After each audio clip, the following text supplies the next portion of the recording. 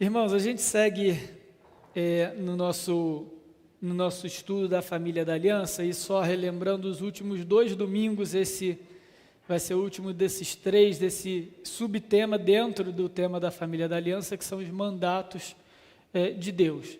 E como é importante, é necessário que a gente transmita esses mandatos aos nossos filhos. E para isso a gente tem que saber exatamente do que eles se tratam, a relevância desses mandatos para a nossa vida como cristãos e por que esse ensino, de fato, tem que partir de nós, pais, dentro da nossa casa, antes de mais nada. Então, apenas lembrando alguns conceitos básicos, os mandatos são as responsabilidades pactuais de Deus quando Deus criou homem e mulher à sua imagem e semelhança, ok? Então, no momento em que homem e mulher, no momento em que a humanidade é criada à imagem e semelhança de Deus, e um dos aspectos dessa imagem e semelhança era justamente para que o ser humano governasse a terra como vice-regente de Deus, como um representante legal de Deus, dando continuidade à administração divina, como representante, não como Deus, mas como representante. Então, Deus estabelece o pacto com o homem. Esse pacto são os termos de relacionamento, os termos pelos quais o homem ia se relacionar com Deus, ia se relacionar uns com os outros, principalmente com a sua família, e se relacionar com todo o restante da criação. A cada uma dessas áreas ou desses aspectos de responsabilidade, a gente chama de mandatos. Então, é uma categoria que a gente coloca, é algo formal para nos ajudar no ensino, tá? Nos ajudar aqui na didática quando a gente entende, quando a gente olha para a Bíblia. Mas, obviamente, quando a gente lê o texto, principalmente de Gênesis, que a gente tem a criação, o relato da criação, a gente não vai ver essa separação direitinho. Deus não vai falar, olha, agora espiritualmente são essas as suas responsabilidades, agora socialmente são essas. Tanto é que nesse último mandato de hoje, que é o cultural, a gente percebe, esse vai ser um dos pontos que a gente vai tratar, que eles não são estanques, eles não são separados. Pelo contrário, é necessário a gente ter uma completa compreensão dos 3 mandatos para que a gente os viva plenamente. Tá? Então, hoje a gente trata do mandato cultural, que é justamente as responsabilidades do homem com relação a tudo aquilo que foi criado. Tudo aquilo que não é Deus e tudo aquilo que não são outros seres humanos. Beleza? Então é um mandato cultural por isso. E por que cultural? Poderia ser chamado de mandato natural, já que é em relação à natureza. Porque na medida em que o homem vai se desenvolvendo como sociedade, como civilização, ele também vai produzindo cultura. E isso é um aspecto muito importante da imagem e semelhança de Deus que Ele coloca em nós. Embora a criação já tenha sido estabelecida completamente, não existe nada a ser criado que já não o tenha sido, ok? Por outro lado, o homem herda de Deus a característica de criatividade. Então, o exercício da criatividade humana não é igual ao exercício da criatividade divina. Deus exercendo a sua criatividade, Ele consegue conceber algo do nada e trazer a existência do nada. A gente não, por mais que o ser humano queira, e de fato o faz, invente muitas coisas, todas elas são por assimilação de recursos disponíveis. O que eu quero dizer com isso? Quando o ser humano, ao longo da história, e até hoje inclusive, ele cria algo, ele está criando algo a partir de um recurso que já existe. Ele não está criando algo do nada. Ele precisa usar algum recurso que já lhe tem disponível na natureza, para então que ele possa desenvolver essa cultura. Certo? Então, por exemplo, mas só que as artes, por exemplo, a gente tem arte abstrata, então está criando do nada? Sim e não. Deixa aqui. Sim e não, por quê? a expressão artística, ela nasce de uma expressão mimética, ou seja, de uma expressão de cópia daquilo que o homem vê na natureza. E aí, no momento em que ele começa a ver, copiar, reproduzir o que ele enxerga na natureza na forma de arte, seja de desenhos rupestres, seja de pequenas esculturas mais primitivas, e aquilo vai se desenvolvendo, a partir daquela matriz original de repetição, ele vai desenvolvendo outros traços culturais, outros traços artísticos. Então, por exemplo, hoje existe, em termos de arte, a arte abstrata, mas ela partiu da arte clássica. Ela é uma resposta à arte clássica. Ela é uma resposta a algo que já existe, percebem? Então, até a nossa maneira de fazer cultura, até a nossa maneira de inventar algo, é baseado em algum recurso que já existe, ou a reação, a resposta de algum elemento que já está presente na natureza. É diferente de Deus. Ele cria do nada, ele traz à existência aquilo que não existe. Ele traz à existência algo que não tem referencial nenhum, em que só ele estabeleceu da própria vontade, do ser dele, da sabedoria dele. Mas na sua limitação humana, o ser humano também consegue, num certo aspecto, aplicar isso na sua vida. E por isso que a gente chama esse mandato de mandato cultural, porque é como se, num certo sentido, a gente também desse continuidade a esse ato criativo de Deus. Por que num certo sentido? Porque nunca vai ser como Deus, certo? Então, o mandato cultural, na realidade, é o primeiro que é anunciado ao homem logo depois da sua criação. Então, eu peço que os irmãos abram, então, em Gênesis capítulo 1.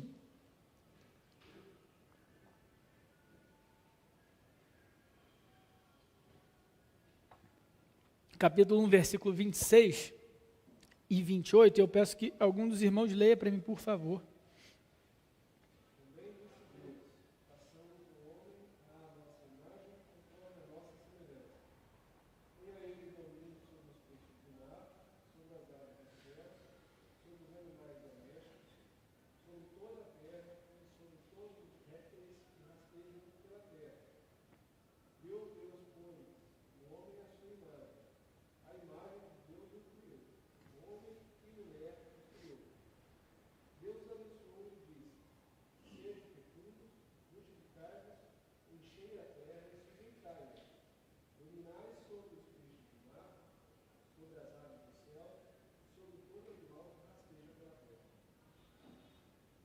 Ou seja, aqui a gente vê então que Deus enuncia que o homem foi criado à sua imagem e semelhança, e aí logo em seguida a primeira ordem, e aí é o primeiro mandato tenha ele domínio sobre os peixes do mar. E aí a palavra principal é domínio.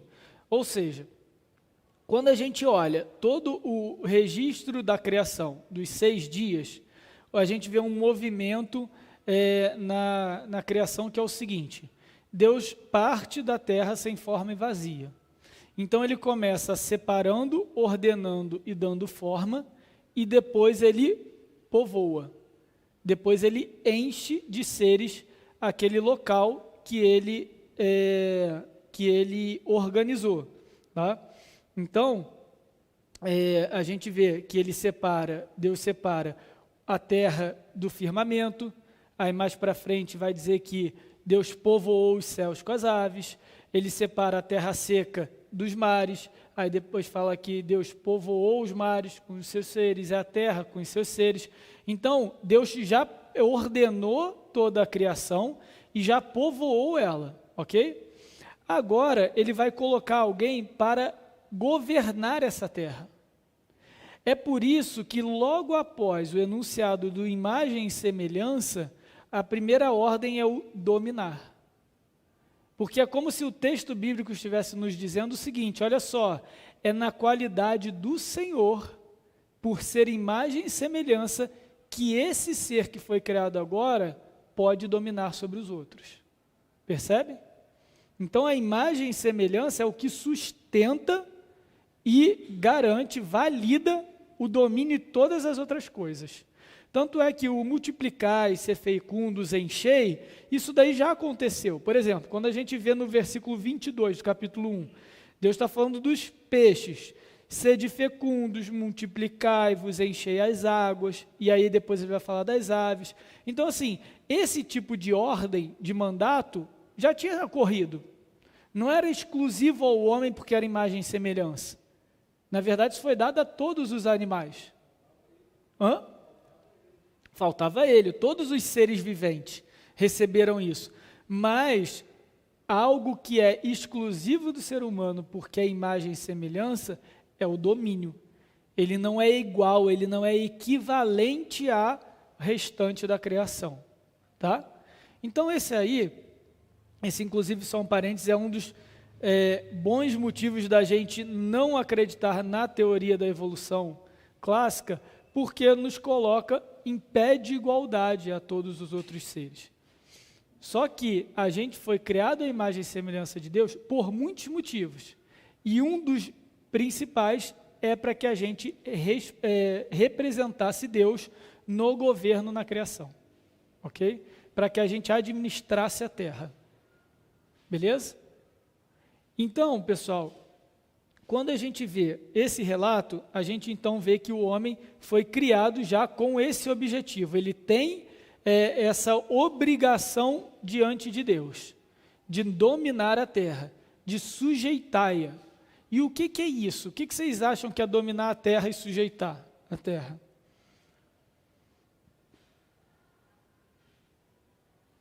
Vamos lá, gente, vai ficar mandando nos bichos? Bicho, faz isso. Cachorro, sai daqui.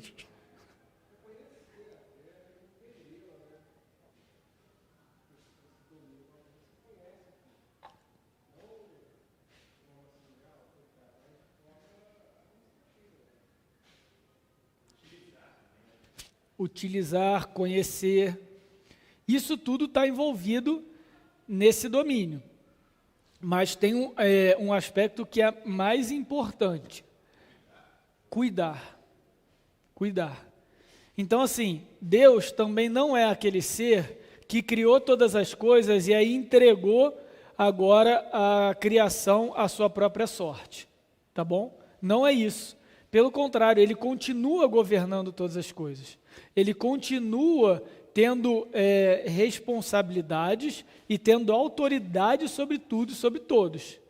A diferença é que da criação para agora, o pós-criação, digamos assim, o sétimo dia em diante, é que Deus vai passar a usar o que a gente chama de termos de sentidos ordinários para administrar. Tá? O que é isso? Ele vai agora utilizar um vice-regente, ele vai utilizar os seres humanos que ele criou, que ele colocou a sua própria imagem e semelhança para governar a terra. São os meios ordinários. Tá? Então, quando a gente olha então a administração, o domínio, o governo do ser humano representando Deus, principalmente essa questão do cuidar. E o porquê o cuidar? Porque o homem, então, seria o responsável por garantir que a natureza vivesse todo o seu potencial criativo. Tá? Todo o seu potencial criacional. A gente abriu o nosso momento de escola dominical hoje lendo Salmo 19, mostrando que a natureza, de fato, é testemunha da glória de Deus. Logo, se a natureza é testemunha da glória de Deus, qual era a principal obrigação do homem no início? Cuidar da natureza para que ela glorificasse a Deus e fosse essa testemunha o melhor que ela pudesse ser. Entende? Então, na medida em que o homem povoasse a terra, multiplicasse, explorasse os seus recursos naturais, se desenvolvesse como civilização, se desenvolvesse como cultura, e se relacionasse com a natureza, ele ia fazer isso de tal forma que nessa relação natural, Deus ia ser ainda mais visível, ainda mais revelado, ainda mais glorificado. Percebe? Então, o domínio do ser humano sobre o natural é isso. Então, embora o processo criacional tenha se encerrado no sexto dia, a administração que envolve desenvolvimento se mantém sob a nossa responsabilidade. E aí o meu ponto é o seguinte, uma pergunta aqui. É difícil essas perguntas do tipo, se o homem não tivesse pecado. A gente tem que tomar cuidado para não viajar demais. Mas vamos supor que o homem tivesse permanecido fiel ali no Éden. Vocês acham que a gente iria evoluir como civilização de forma tecnológica? Ou a gente estava fadado a ficar pelado no jardim, comendo fruta? Oi?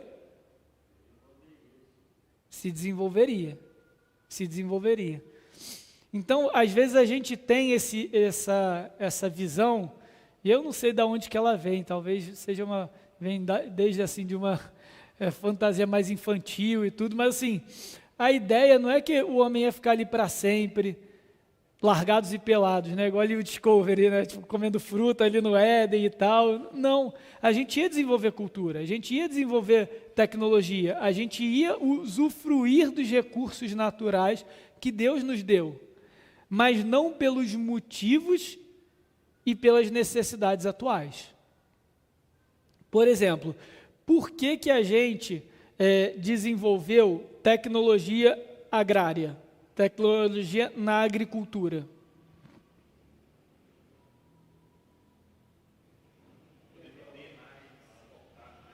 Oi? Não vamos ir direto aí para o capitalismo versus socialismo, não. O capitalismo é mais recente. Mas a tal revolução agrária, que não é a revolução agrária política, mas é a revolução quando o ser humano começou a inventar ferramentas para cortar o solo, para semear, né, a questão do arado, essas coisas. Por que o ser humano, debaixo do pecado, passa a desenvolver tecnologia, ferramentas para facilitar o trabalho no campo? Perfeito. Exatamente, para se tornar viável. Porque agora o homem está sob uma maldição da terra, não é? Que a gente, com o suor do rosto, a gente vai produzir o nosso pão e que a terra não vai produzir o que a gente quer. Então é nós contra a terra. Então, para viabilizar isso, agora aquele potencial criativo que deveria ser para glorificar a Deus, para a gente usufruir ainda mais da natureza, agora a gente está fazendo para compensar o sofrimento do pecado.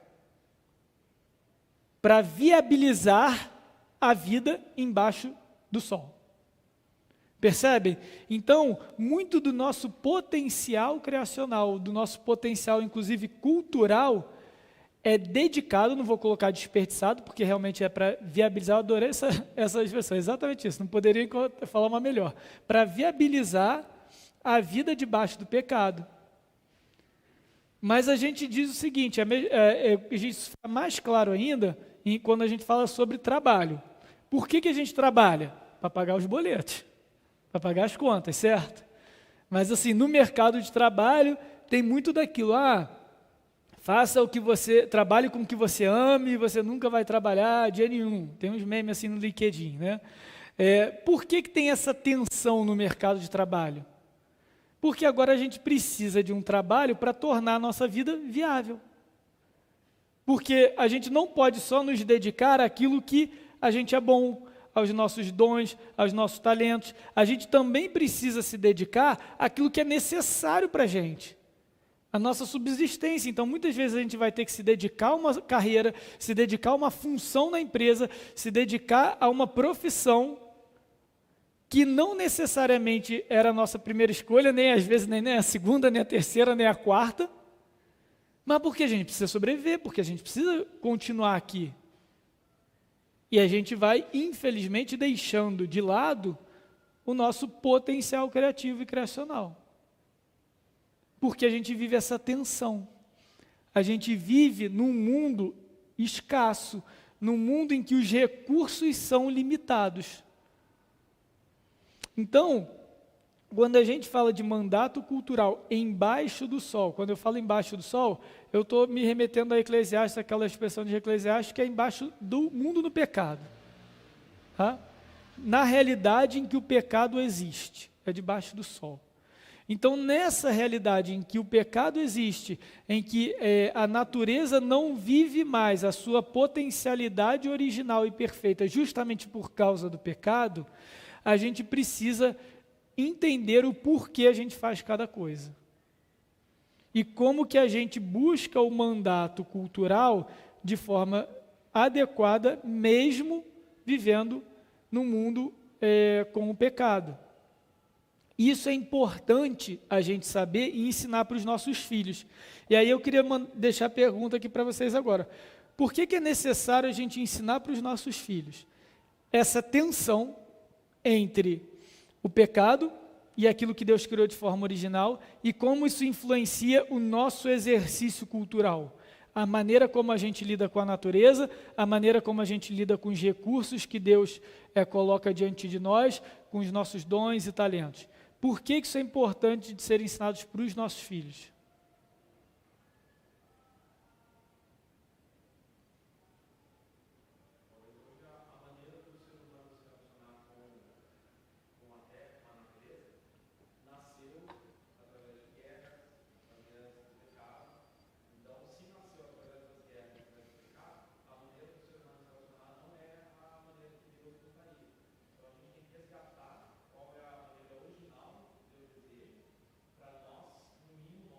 Uhum.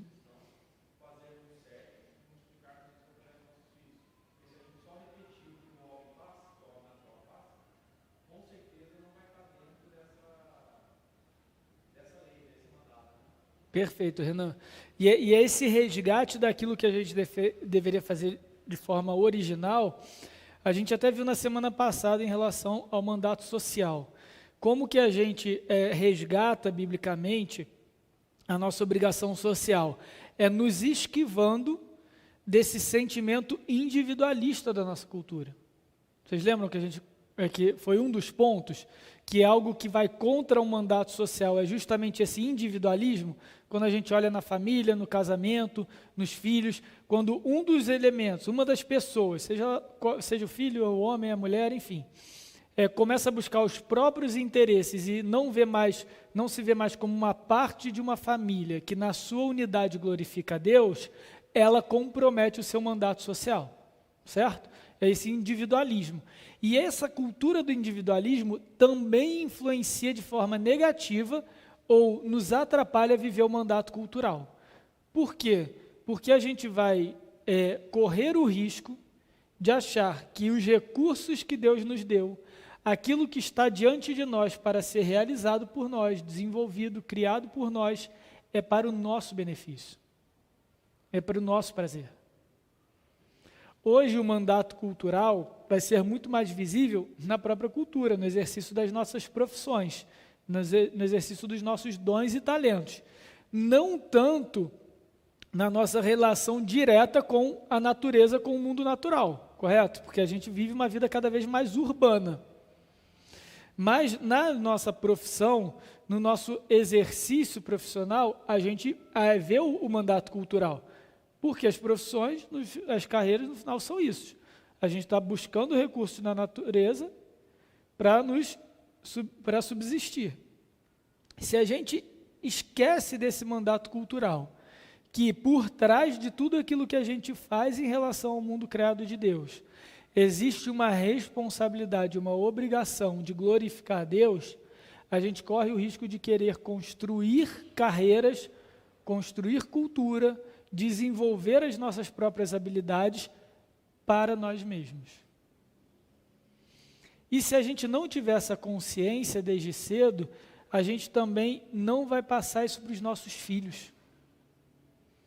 E qual é o problema da gente...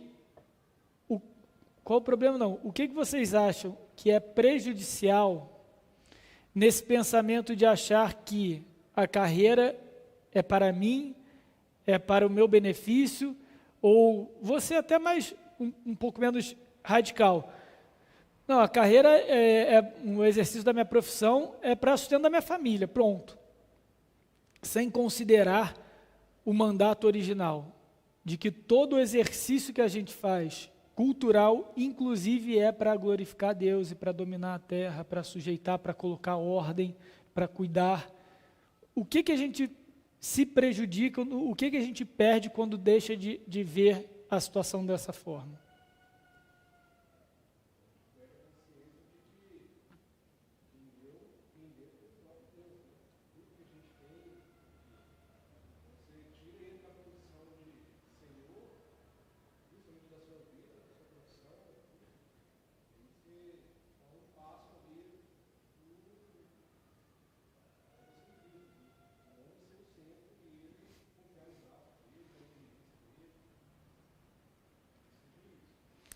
Veja.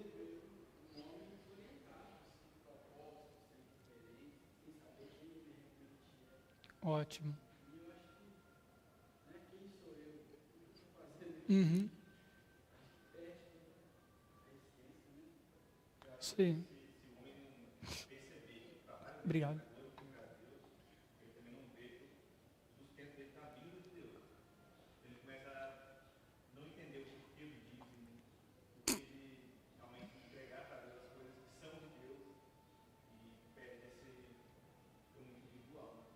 Excelente.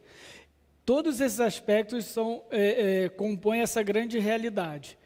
No final das contas, se a gente não reconhece e vive uma forma egocêntrica, se a gente não reconhece que tudo vem de Deus, tudo é para Deus, o que você falou, Fran? Eu esqueci.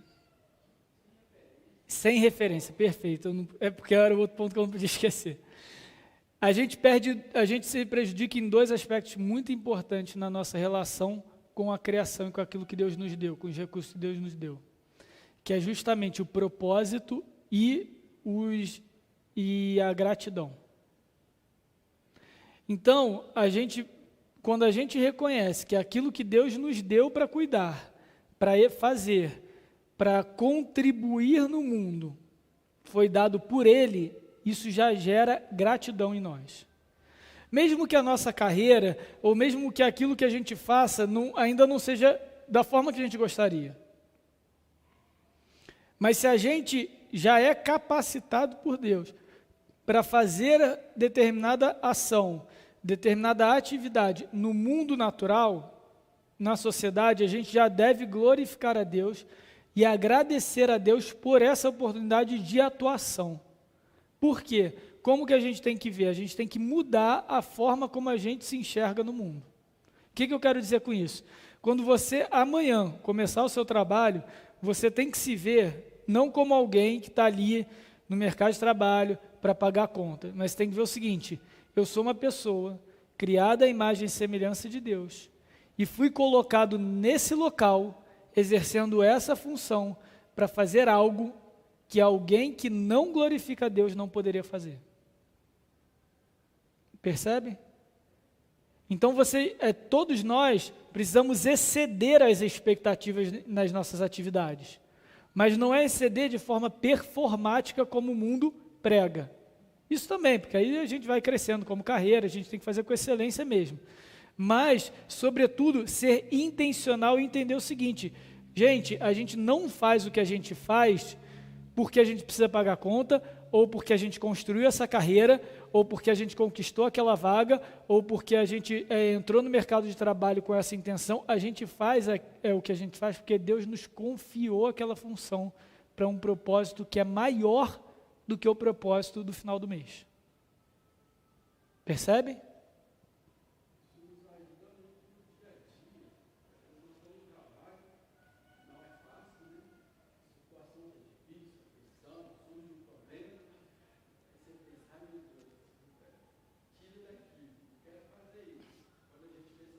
Uhum.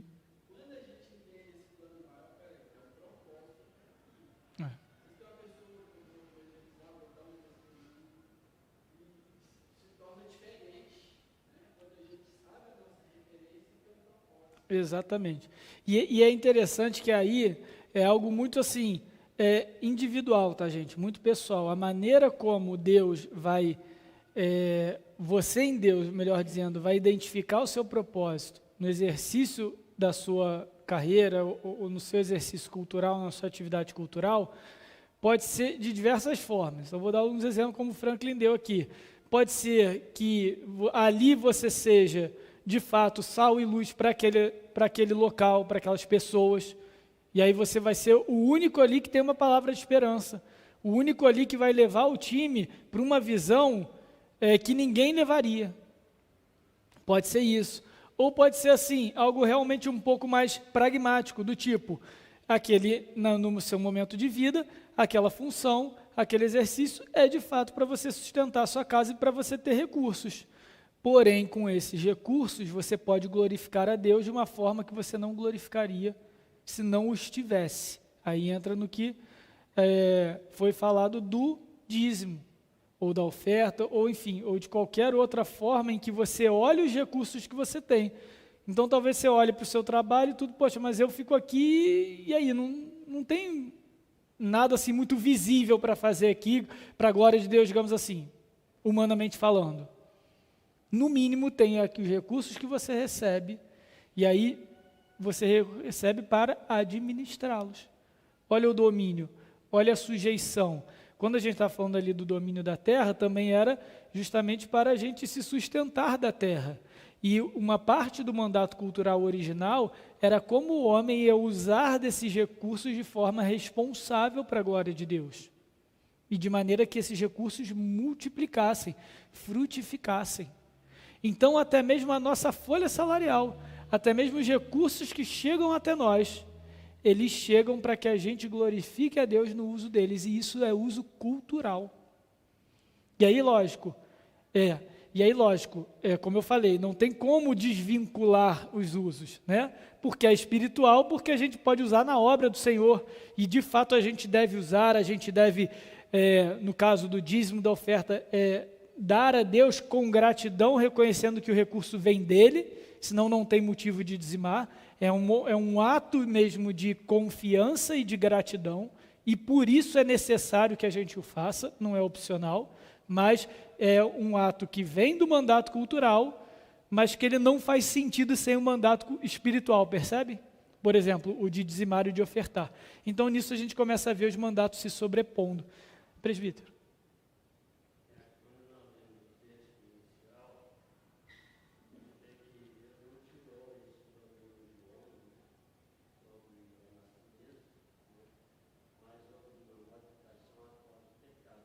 Uhum.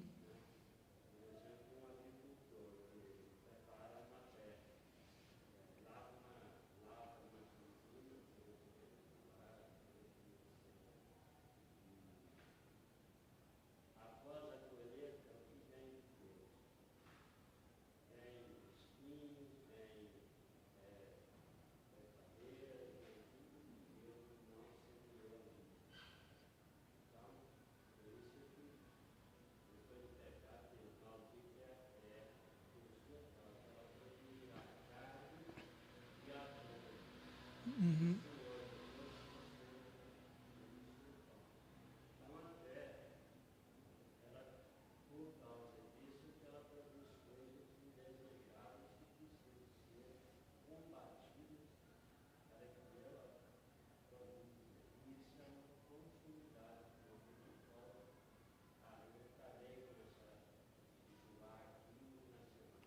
Uhum. Aos engenheiros presentes, uma coisa que a gente mais luta nos cálculos na faculdade é o coeficiente de eficiência, né, dos processos. A gente está tentando ao máximo aumentar a eficiência do processo. E a eficiência, o conceito de eficiência, que não seja perfeito de 100%, é porque houve desperdício de energia no processo. E é exatamente isso que o presbítero Adalmo está falando. Uma terra que produz abrolhos, espinhos, ervas daninhas, eu coloquei energia ali, eu coloquei recursos ali, mas parte daqueles recursos serviram para produzir algo que eu não gostaria. Então, quando a gente olha até no exercício da nossa engenharia, ou no exercício das nossas reações químicas, a gente percebe que agora a terra, ela não é 100% eficiente. A nossa vida é assim, por causa do pecado. Vocês vê, muito da nossa discussão, quando fala de vida de oração, a gente precisa separar um tempo, mas agora, como é que vai separar um tempo? Chega cansado em casa, chega exausto. Por quê? É aquele cobertor curto da nossa própria energia. A gente tem tanta coisa para fazer e, infelizmente, a gente gasta energia com muitas coisas que são necessárias, mas que não necessariamente contribuem para o nosso relacionamento com Deus. E aí a nossa eficiência espiritual cai. Essa é a vida debaixo do pecado. Os teóricos sobre economia vão definir a economia como a ciência da escassez, que é a ciência que vai então tentar equilibrar o uso e a produção de recursos escassos, sabendo que nunca vai haver produção suficiente para toda a demanda. A economia é isso. É a ciência da escassez. Então, todos esses conceitos de rendimento, de eficiência, de escassez, isso tudo vem do pecado. E a gente precisa ter essa consciência quando a gente lida com a nossa vida, com o nosso trabalho, com os nossos dons, justamente sabendo que a gente não pode se perder atendendo somente aquilo que não glorifica a Deus, mas que nos aparece às vezes como urgente. E é importantíssimo a gente ensinar isso para os nossos filhos. E aí na questão profissional, eu queria, isso é óbvio que serve para nós principalmente, porque a gente já está, pela fase de vida, já estamos aí no mercado de trabalho, né? Mas profissionalmente, 2 aspectos. O primeiro a gente não pode buscar somente os nossos próprios prazeres, os nossos próprios interesses, a nossa própria ambição, a nossa própria realização. A vida profissional não é para isso. A vida profissional é para que a gente glorifique a Deus no exercício de uma atividade que extrai recursos do mundo, diretamente ou não, e com o uso desses recursos a gente também glorifica a Deus.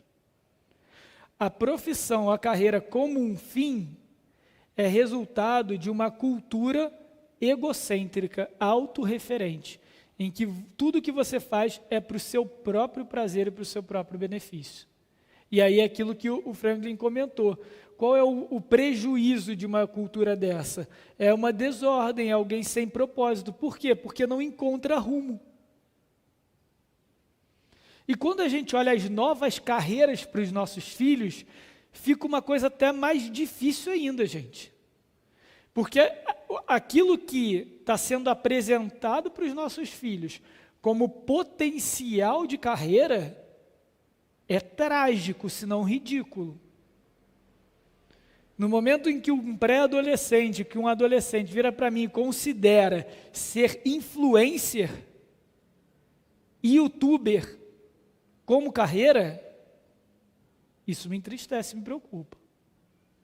E eu sei que isso está sendo gravado, e aí uma pá de influência YouTube aí pode se sentir mordido. Mas o ponto não é você querer viver de mídia social. Uma coisa é você falar assim, olha, eu quero abrir um canal sobre ciência geopolítica no YouTube. E eu quero virar um influenciador geopolítico no YouTube. Bacana. Pronto, é um influencer, certo? É um youtuber, certo? Mas tem um propósito, tem um preparo, tem um objetivo. Não é o que a gente vê hoje. O que a gente vê hoje é, eu quero ser influencer, eu quero bombar, eu quero viver de publi. Ou seja, de publicidade paga. Então o sujeito não está produzindo nada.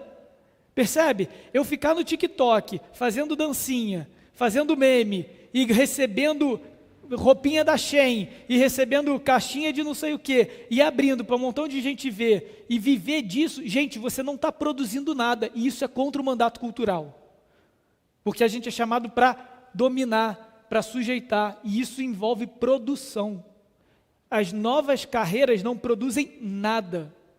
Pega o exemplo de influencer. Influencer vai influenciar, mas vai influenciar como? Com o quê? Com nada. Sem conteúdo.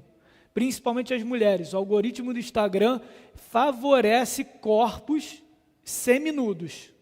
Por isso que toda influencer tem foto de biquíni na praia, gente. Porque o algoritmo vai aumentar o tráfego naquela conta. Que conteúdo é esse? Que eu preciso que uma moça se exponha de biquíni para, de repente, alcançar um determinado grupo. Isso não é produção. Então, quando a gente conversar com os nossos filhos sobre carreira, é importante que a gente passe esse conceito de que o mandato cultural, nossa responsabilidade diante de Deus, é para produzir, é para agregar, não de uma forma egocêntrica, como o mundo fala, do tipo, deixe o seu legado, imprima seu nome na história. Não, não é isso, mas é obrigação de Deus. Deus nos confiou a terra, Deus nos deu recursos naturais para o nosso beneplácito, para o nosso prazer, para a gente usufruir deles. E a nossa responsabilidade é produzir. E o que a gente está fazendo com isso? A gente está vivendo uma vida fútil? A gente está vivendo uma vida vazia? Agora a moda, e depois vocês procurem aí, essa semana eu vi, não estava entendendo direito, e sabe quando você se arrepende depois? É NPC, né? Gente, depois vocês pesquisem o que é NPC. NPC, eu vou parar para explicar para vocês verem o quão ridícula a situação é. Sabe aqueles personagens de videogame que não fazem nada, que é os bonequinhos que ficam ali em volta? No máximo conversa com você, dá um diálogo, você está andando assim no videogame, aí vai lá, tal, mas você não joga com aquele boneco, ok? Esse é o NPC, tá? Agora eles inventaram um negócio que é o seguinte, imagina que você abre a sua câmera no TikTok, numa live, então todo mundo vai entrando ali ao vivo, TikTok, Instagram, enfim. E aí o pessoal pode mandar presentinho para você. O presentinho é uma figurinha, sei lá, eu pago R$1 num memezinho, num desenhozinho de alguém batendo palma, tá? Aí eu estou lá fazendo a live e aí o Renan me manda um presentinho de bater palma. Aí eu vou lá e bato palma. Aí um outro me manda um presentinho de um desenho fazendo continência. Aí eu vou lá e bato continência, como se eu fosse um boneco. É só isso. E a pessoa fica horas reagindo aos presentinhos que ele ganha. Como se ele fosse um bonequinho sendo controlado por quem está ali na live. É óbvio que isso dá dinheiro. Por quê? Porque alguém pagou por aquele presentinho, $1, 50 centavos de dólar, é coisa pouca. E aí o pessoal começa a mandar para o palhaço lá, para o bobo ficar fazendo as coisas, e aí depois é que ele pega tudo aquilo e troca por dinheiro, e enfim, gera dinheiro, né? Tem até uma influencer, acho que é americana, né, que faz $50 mil por semana, um bagulho assim, só fazendo isso. É ridículo, gente. É ridículo. Porque a pessoa tem uma existência vazia. Ela não produz nada, assim, ela é completamente, ela é dispensável na sociedade. E agora olha por outro lado, pessoas que ficam enviando esses presentes, que às vezes foi fruto de um trabalho verdadeiro, de um trabalho genuíno, para fomentar isso. E normalmente essas pessoas são os nossos filhos. Porque é de 10 a 16 anos, os maiores consumidores aí desse tipo de conteúdo. E isso a gente também tem que ensinar para os nossos filhos. Eu falei, você está assistindo essa influencer aí? Você está assistindo esse canal? Você está acompanhando essa live aí? Mas vamos parar para pensar um pouquinho. O que esse sujeito está acrescentando no mundo? Ah, mas é divertido. Mas tem outras formas de diversão. Tem outras formas de humor. Tem outras formas de entretenimento. Então, até no consumo de cultura, aí eu já vou para o próximo ponto, que é o estético, aí está material, mas eu inverti mesmo porque eu quero pegar, que é o estético, que envolve beleza, mas envolve também entretenimento. A gente precisa entender o que a gente está consumindo. O que a gente está consumindo de entretenimento, e a gente está vivendo uma era de entretenimento vazio. E os nossos filhos só conhecem isso de entretenimento. E isso é muito sério.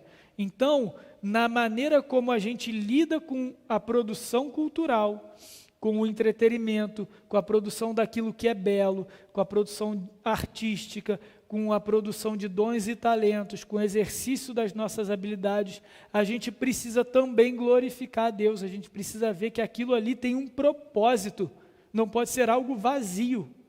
E a cultura vai nos oferecer entretenimento vazio e alienante. E é o que acontece hoje. A gente passa a ter uma imensidão, uma massificação de conteúdo que não tem fundamento teórico nenhum, bíblico não tô, nem se fala, o bíblico já perdeu-se há muito tempo, mas não tem base, não alimenta, não contribui para a criança, só aliena, só a distrai, e aí ela passa a viver como alguém que é passivo, alguém que não tem, sabe? Não precisa produzir nada, não precisa fazer nada.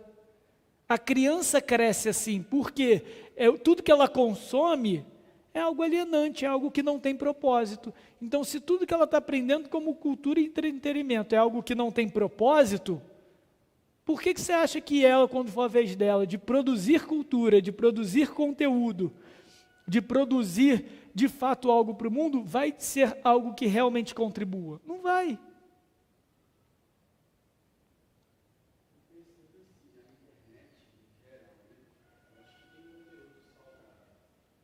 Claro que tem.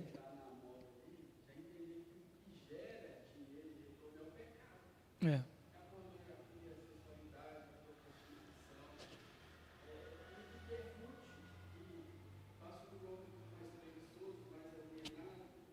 Sempre foi assim. Sempre foi assim. O pecado sempre foi fonte de dinheiro. Mas o meu ponto é que agora a nossa cultura ela está esvaziada de conteúdo. Embora a gente viva na época, né, da teoria digital, um momento de produção de conteúdo, a gente vive uma era vazia de conteúdo. Um outro exemplo, pessoas que agora seguem carreira. Isso daí já existiu muito, né? Nesse esquema aí de marketing multinível, né? Inodê, não sei o que lá, esses bagulho. Agora o Inodê da vez é vender curso na internet. Você pega um sujeito que você não conhece, um curso que talvez você nunca ouviu falar, e aí você passa a vender o curso do cara e ganha comissão. E aí tem uma galera querendo fazer isso, só que você não está produzindo nada. Percebe? Você mesmo não está produzindo nada. Então, a gente tem que tomar cuidado, irmãos, porque nessa busca pelo entretenimento, nessa busca pela nossa produção cultural, nessa nossa busca por aquilo que nos agrada, por como a gente passa o nosso tempo, como a gente dedica a nossa carreira, tem que ter um propósito diante de Deus, que é glorificar a Deus. E a gente precisa transmitir isso para os nossos filhos, porque para eles é urgente. Para eles é urgente. Hoje a gente não tem mais isso. Hoje a gente não tem no nosso dia a dia o trabalho ou a necessidade ali no imediata. Até conversando com uma pessoa durante essa semana, antigamente no meu tempo do meu avô e tudo, sei que lá, meu pai, meu avô chega, vai capinar um lote, vai fazer um negócio, vai... Só que aí, e hoje, você vai fazer o que isso, criança? Vou mandar o João capinar um lote? Tudo bem, ele tem 2 anos, mas que lote que ele vai capinar? Eu moro na cidade, cara. Percebe? É difícil para a gente, porque a nossa vida urbanizada, digitalizada, também nos afasta disso. Então, a gente precisa ser intencional na maneira como a gente educa os nossos filhos e os ensina, para mostrar para eles que eles têm uma obrigação cultural, de produzir cultura, de se envolver na cultura. Isso, inclusive, é um princípio reformado, é um princípio calvinista. Calvino nunca intencionou em Genebra excluir a igreja da sociedade. Pelo contrário, ele procurou criar crentes saudáveis, crentes maduros, para que Genebra fosse edificada pela vida dos crentes. Tanto é que os oficiais da igreja de Genebra, de Calvino, os diáconos, serviam como assistentes sociais na cidade. Muitos mestres da escola dominical eram mestres nas escolas. E Genebra, por muitas décadas, teve o maior índice de alfabetização da Europa. Porque Calvino entendia que as crianças, principalmente os jovens adultos, precisariam aprender a ler para ler a Bíblia, para acompanhar o culto, para fazer o culto doméstico.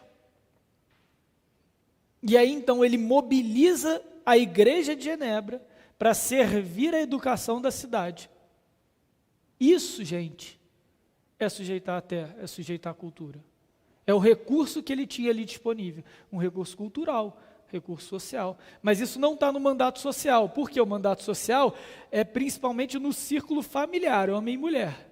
E a estrutura que vai edificar a multiplicação. Não é no mandato espiritual, porque o mandato espiritual é do homem com Deus no exercício da sua adoração e do seu temor.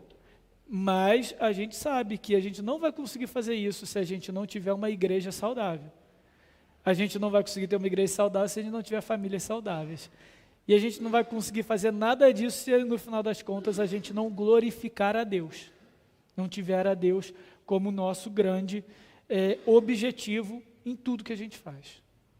E aqui, para não dizer que eu pulei, o material acaba sendo um pouco de resumo disso tudo, porque o material é como a gente lida com os recursos econômicos que a gente tem, com os recursos que vêm do nosso trabalho, que vêm do nosso labor, que estão à nossa disposição.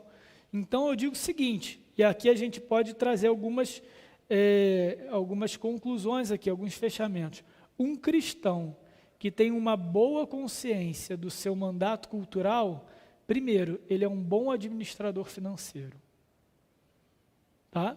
Ele pode não ser um Warren Buffett da vida, tipo, alguma coisa assim, um super acionista, nada disso. Mas ele tem uma responsabilidade financeira na casa dele, na vida dele. E responsabilidade financeira, irmãos, aí dá para fazer um curso inteiro sobre isso, a gente pode até depois acrescentar mais na nossa agenda aí, mas basicamente responsabilidade financeira, mordomia, ou seja, a gente servir a Deus com os recursos que Ele nos deu, servir uns aos outros com os recursos que Ele nos deu, a nossa família, a nossa igreja, enfim, envolve, primeiro, sondar o nosso coração, para a gente usar pelos motivos corretos, para a gente não ambicionar demais e nem ser negligente demais, nem ser pródigo com os nossos recursos. O que é pródigo? Vem lá do filho pródigo mesmo. Pródigo é aquele que gasta de forma irreverente, de forma irresponsável, sem considerar de onde veio, sem considerar o como, sem considerar o dia de amanhã. E isso também é irresponsabilidade. Isso também a gente fere o mandato cultural. Porque o homem no exercício do seu domínio, na sua relação natural com os recursos naturais, ele teria que usar os recursos naturais de forma responsável, não de qualquer jeito.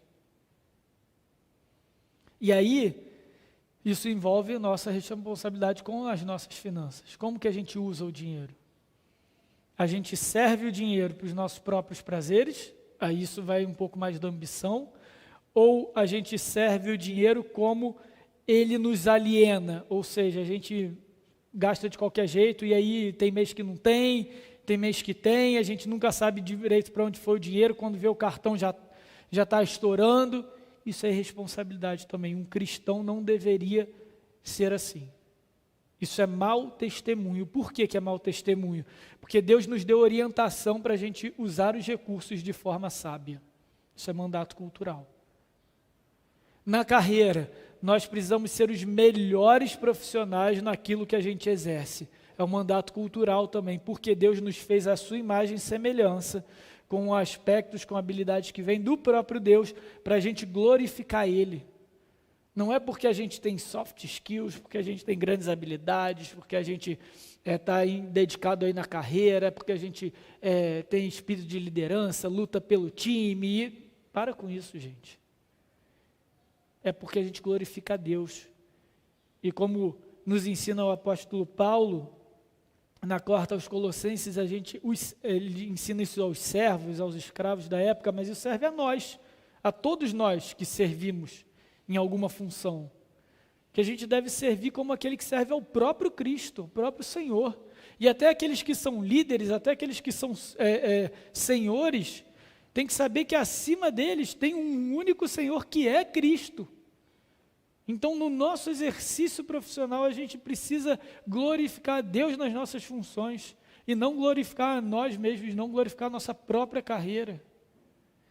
Você queria falar alguma coisa?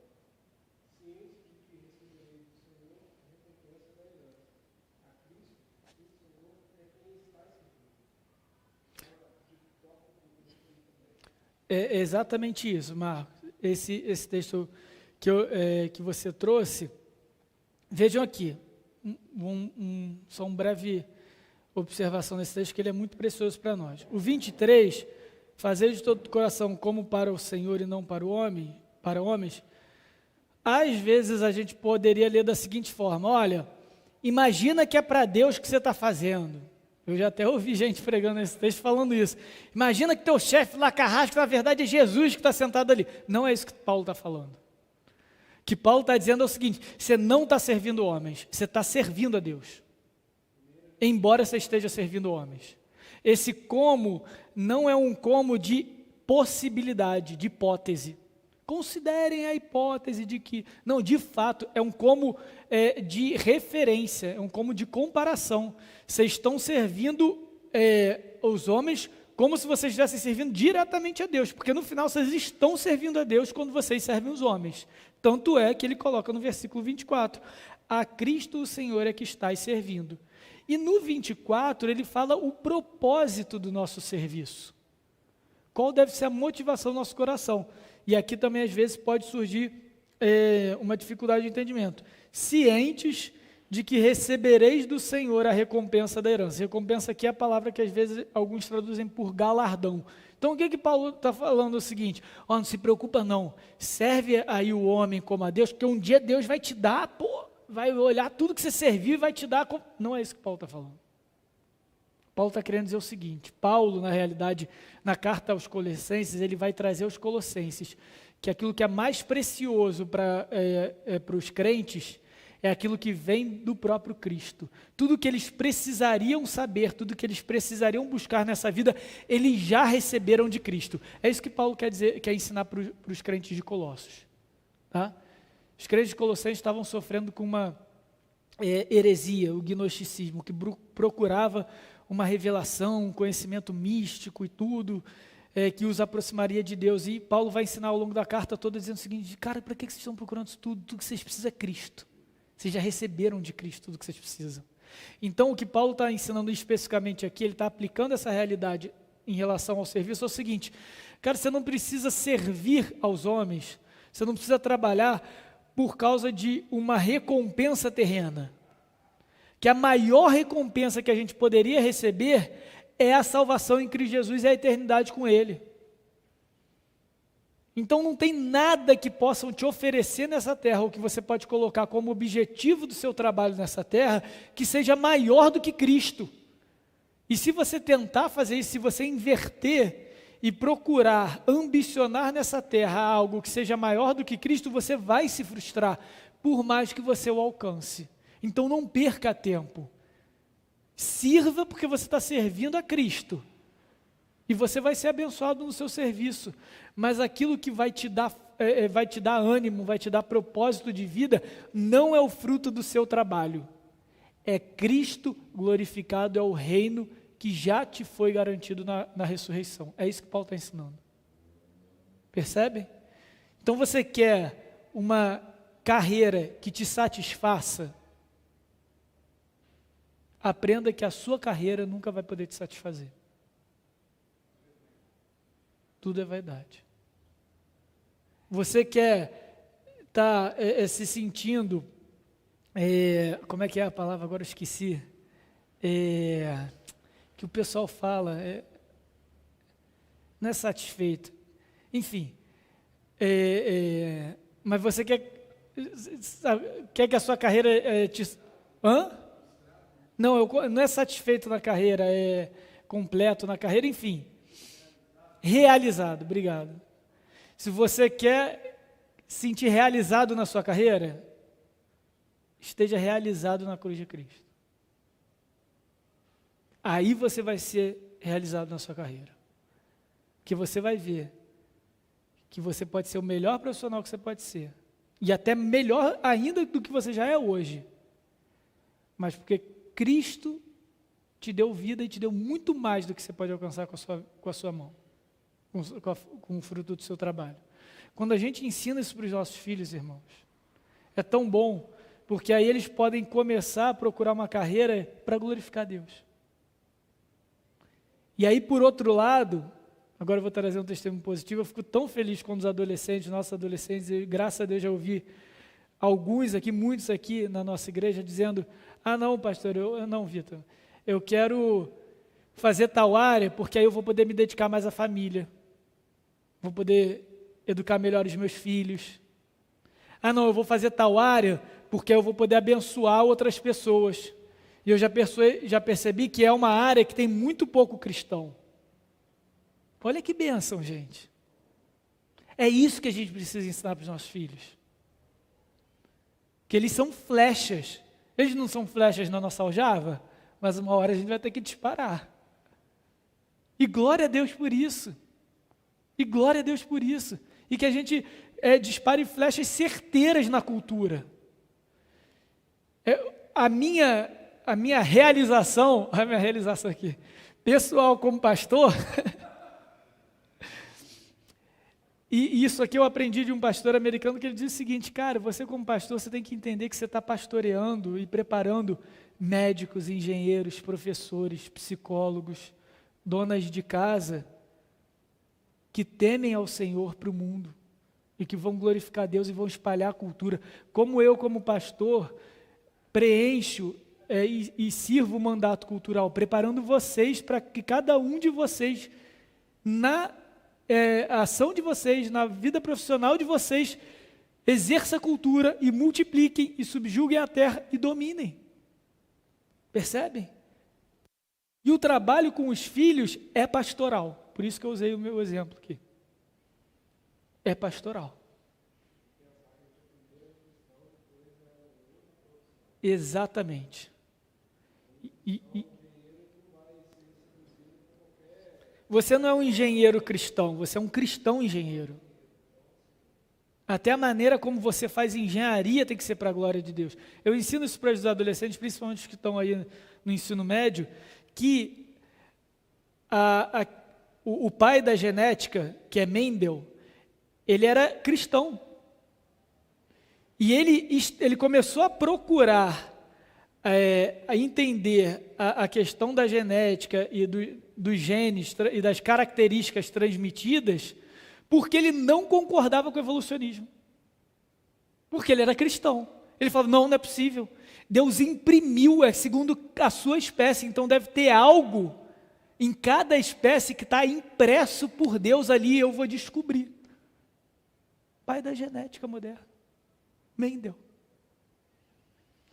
Outro exemplo, a lógica criada hoje, matemática, que é uma probabilidade casuística, que hoje rege o machine learning, foi criado por um pastor presbiteriano matemático, porque ele entendia que Deus era o que governava o aleatório. E aí ele propõe uma nova forma de enxergar a probabilidade, que não é baseada só na quantidade de eventos, mas na qualidade dos eventos. Porque ele reconhecia que tinha um Deus que dominava a história e os eventos tinham peso. E aí o sujeito era matemático, também desenvolveu toda uma forma matemática de calcular a probabilidade, que hoje é base para o machine learning. É isso, gente. Isso é mandato cultural, percebe? A gente não precisa mudar a história da ciência, mas a gente precisa servir a Deus com todo temor e tremor. E a gente precisa ensinar isso para os nossos filhos. Chega da gente achar que cristão é aquele povo bitolado, isolado da cultura, e que dá porta para dentro aqui o mundo que se queime. Não. O mandato cultural é nosso.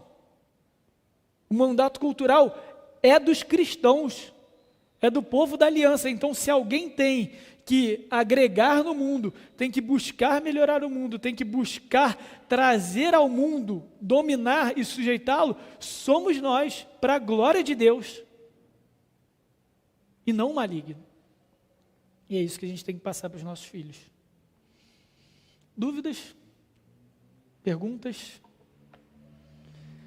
Então vamos orar, agradecer a Deus por mais um domingo na sua casa, na sua presença, diante da sua palavra.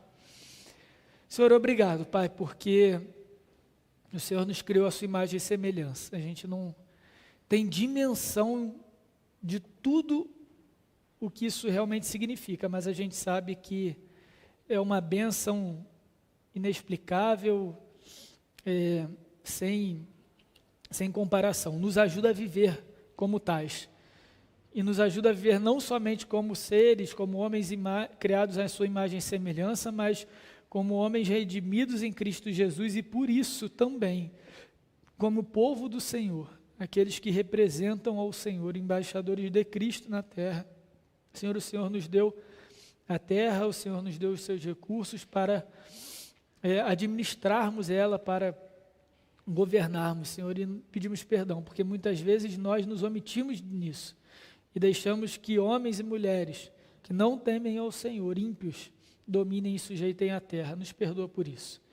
Mas ao mesmo tempo o Senhor nos dá a graça de naquilo que o Senhor nos confiou, em nossos trabalhos, nos nossos dons, nas nossas habilidades, na maneira como a gente entende a beleza, na maneira como a gente consome e enxerga a arte, na maneira como a gente consome entretenimento, se diverte, se distrai, que isso tudo, Pai, reflita o nosso mandato cultural, ou seja, a nossa responsabilidade diante do Senhor, que tudo isso façamos com temor diante do Senhor, Pai, e nos capacita para ensinar aos nossos filhos a sua própria responsabilidade, de como filhos da aliança, cabe a eles, no tempo determinado pelo Senhor, no tempo oportuno, eles mesmos dominarem a terra, eles mesmos gerirem os seus recursos, eles mesmos produzirem cultura, influenciarem de forma construtiva, positiva e, sobretudo,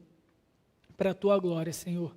Nos ajuda a sermos ativos, intencionais, Pai, na nossa carreira, no nosso local de trabalho, na nossa casa, em todas as nossas interações sociais, que nós possamos realmente ser encontrados fiéis àquilo que o Senhor nos confiou e nos ordenou como vice-regente da Tua criação. Nos dá a graça de assim o fazer. Pai, obrigado pela terra que o Senhor nos abençoou e nos gera alimento, e te agradecemos pelo alimento que o Senhor coloca na mesa.